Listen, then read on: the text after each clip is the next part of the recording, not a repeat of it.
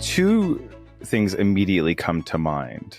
And the first is when I don't know exactly how old I was. I guess I could probably go back and figure this out, but I know I was less than 5. And we were at a family reunion. I grew up in Kansas, and both sides of my family were from Kansas and Oklahoma. And there was some Native American heritage on my mother's side. And we were at a family reunion in Oklahoma. And of course, there are Indian reservations there. I remember us going to a powwow at one. And of course, when you're that small, your memories are contextualized by things like, how long did it take to get there? And, I remember riding in the back of our station wagon for a long time, and it was dark. And I remember arriving there, and there were just so many interesting things about that world that were foreign to me. And I remember things like the taxation is different on products like cigarettes on a reservation. So those were traded like currency, right? You would see people doing and then I remember the dancing itself, and this giant circle, and this large drum in the middle, and these drummers and people dancing, and some people in full regalia and some not, but just this incredibly visceral rhythmic thing that involves the entire community and a wide range of people, and just observing this and this coming together and this creation of community around this event. And that's a very impactful for me, and what I count as my first musical memory. Wow. Or artistic memory.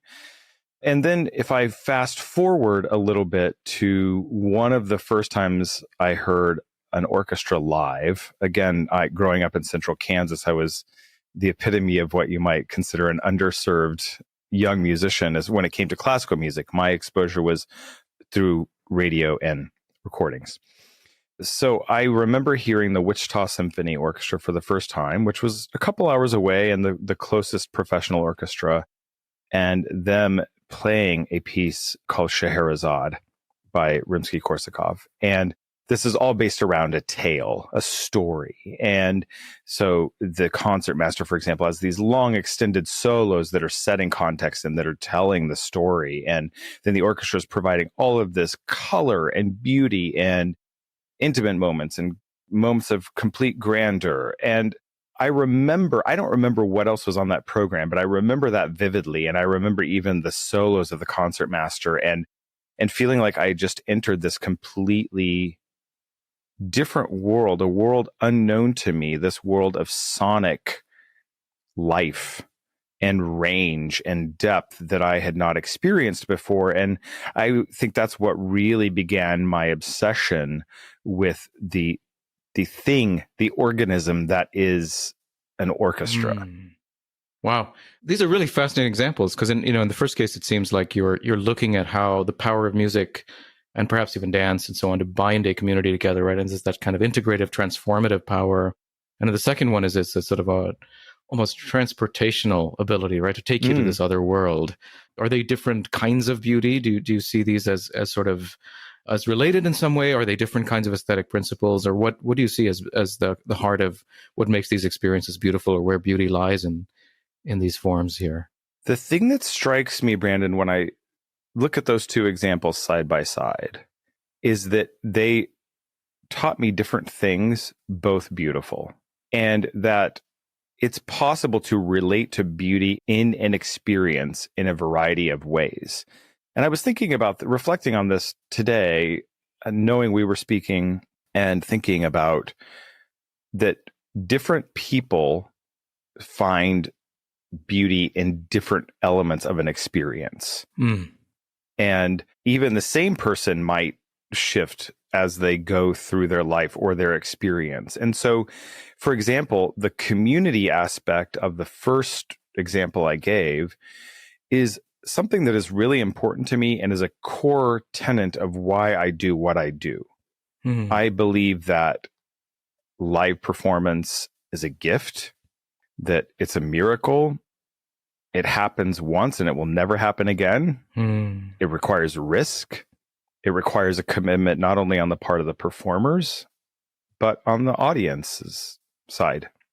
And this wanting of something greater than the sum of the parts to happen. And to me, that's something really sacred. And when we start looking at things like artificial intelligence and just general automation, even, right, as our lives become more digital, my hope and my bet, if I were really a betting person, would be that these experiences of community around one of these events become much more sacred and sacrosanct to humanity as we realize that they are the key to not just our success, but our continued existence. And so I look at that first example from that standpoint. The second one, like you say, this sort of way of being transported to a different world. And that to me is another element of beauty, that you can find yourself in this sound world, whether it's Western music or Eastern music or anything that really transports you somewhere else. And being able to give yourself over to that, to me, is a really beautiful thing and a precious thing, and something that I'm passionate about in my work, of providing that kind of environment where we have that bond with the audience. We are doing this great thing together and providing each other the opportunity to go a little bit to the beyond. Yeah, it's as though what you're talking about is enchantment, right? Which is in a world in which we have largely, I think, become disenchanted, and this is the sort of predicament of modernity, right? Where all of the kind of magic of maybe a pre-modern world, all of the fantasies and the phantasms have sort of disappeared, been rationalized away. I think music, and particularly these kinds of live experiences, seem to be one of the moments for enchantment, it seems, for people to be transported, to enter something magical, to experience something really unique and sacred, as you say, right? I completely agree. And this is why my pitch to the arts is, let's not market ourselves as entertainment, right? We can't compete in the entertainment space.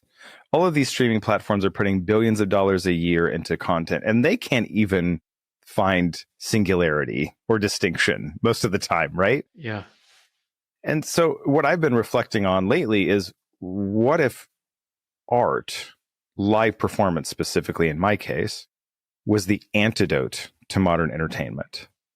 We provide you the opportunity to disconnect from connection to the outside world, through a device, to be specific, and the ability to come into a room and partake of an experience with other people, by the way, with other people with whom you may or may not have very much in common.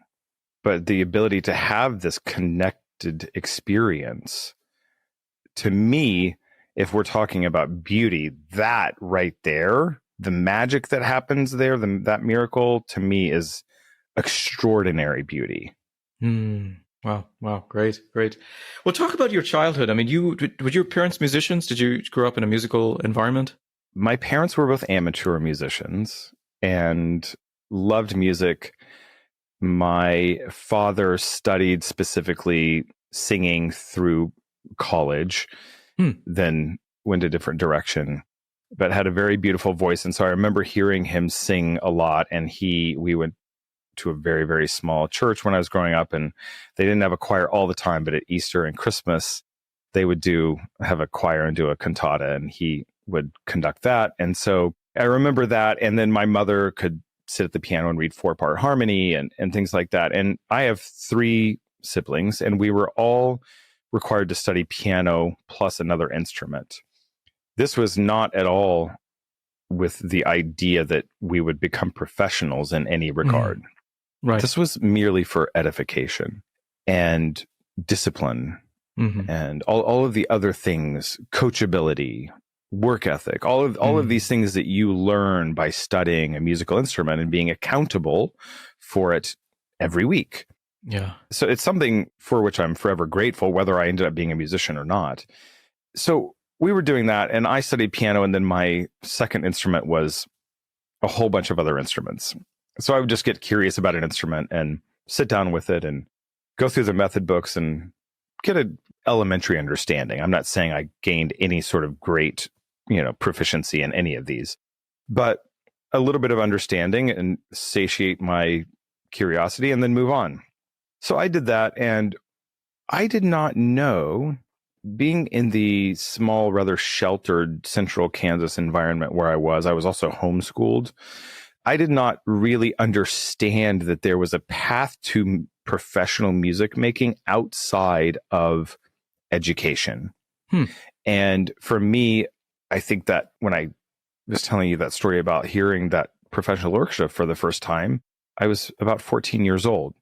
So it wasn't really until even then that I started gathering that people made a living making music that weren't just the music teachers that I knew around town and my piano teacher, for example, and that was a thing. And so I figured that out. I had a lot of other diverse interests. And so I was very curious. I took 3 years off in between high school and college, and I worked for a film company, and I worked in commercial music, and I thought I might become a chef. So I did an apprenticeship and applied to culinary school. And so I had all of these diverse interests that, it turns out, kind of collide at some point along the way.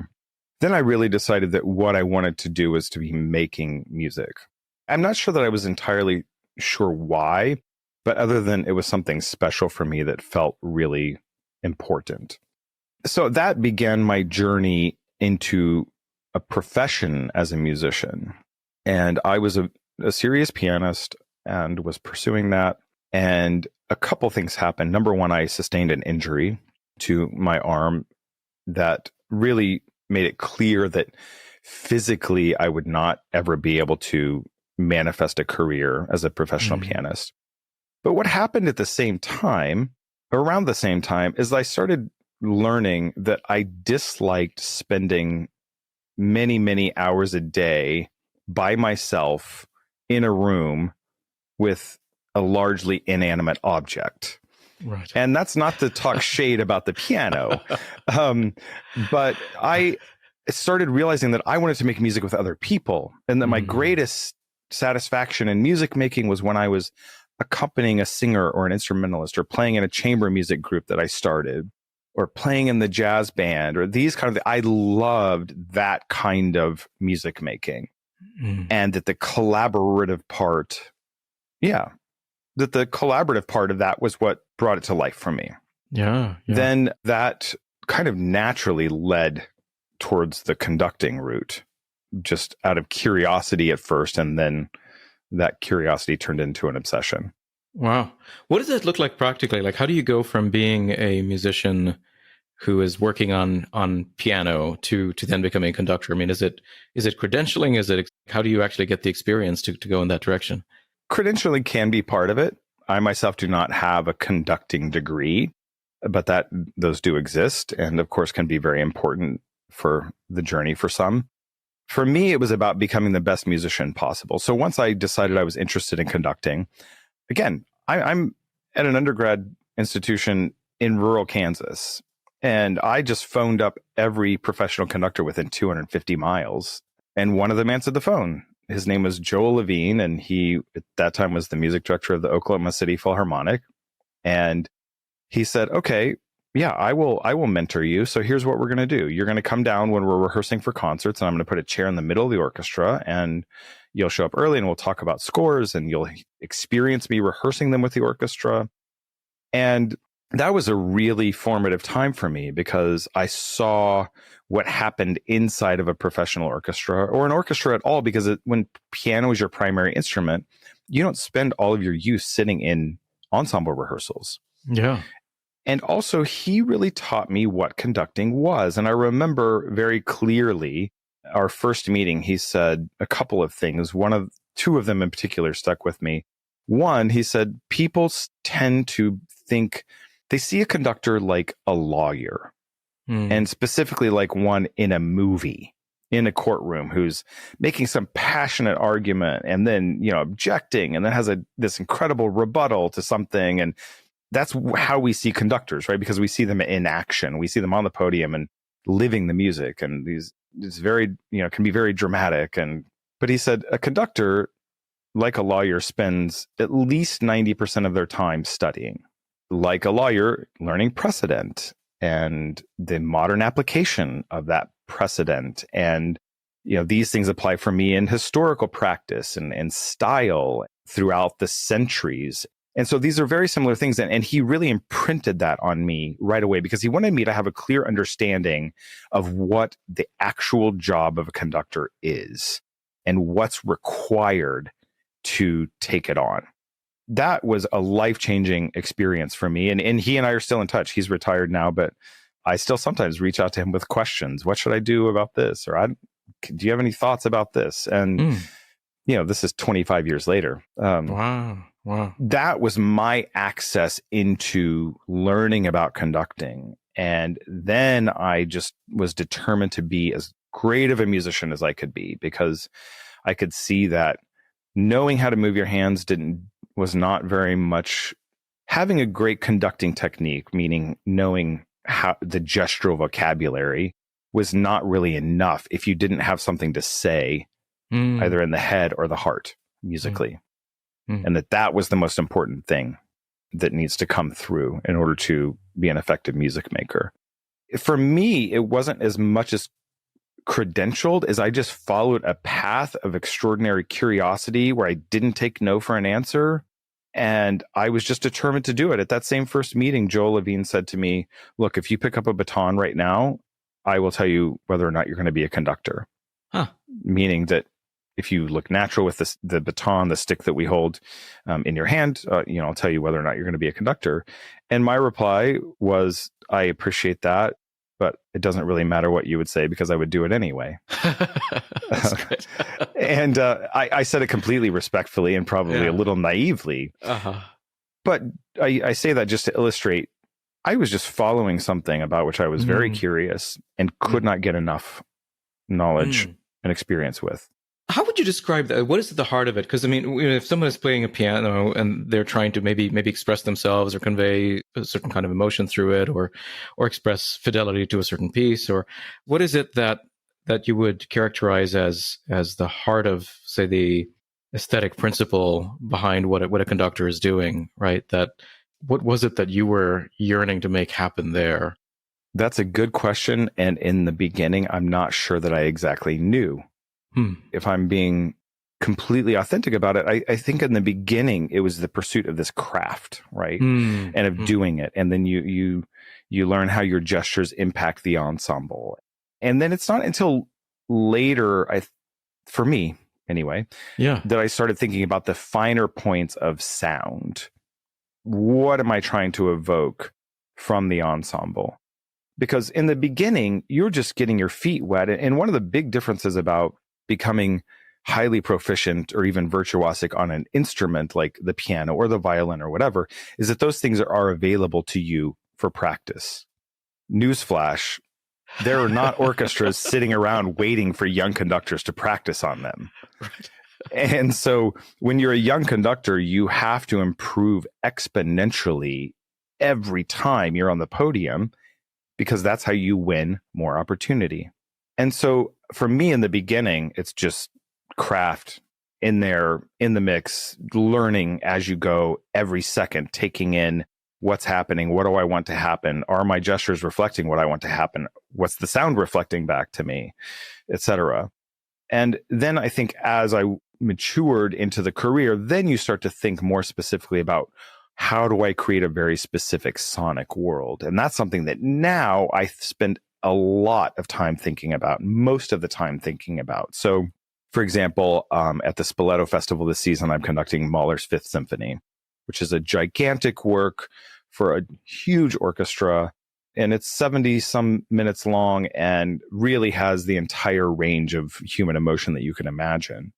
And when I'm studying it, a lot of the questions I'm asking of myself and of the score and trying to figure out and get inside Mahler's head is that soundscape. And how do I create this feeling? How can I craft the sound of the orchestra here to evoke something specific or to communicate something specific? Because in a piece like that, well, in really any piece, there are a wealth of details to mine and to point in certain directions that can help create something, a whole idea that the audience can, I want to say, they can get inside of and kind of live inside of it with you as a performer. Now it's something I spend a lot of time obsessing about, and even how the string parts are bowed and how the, the different instrumental techniques that we're talking about that are part of the toolbox that a conductor has to craft a certain sound. Beauty at Work is brought to you by Templeton Religion Trust. If you enjoyed this clip, go check out the full episode. And please take a moment to subscribe and leave us a review. It really helps get the word out about the show. Thanks, and see you next time.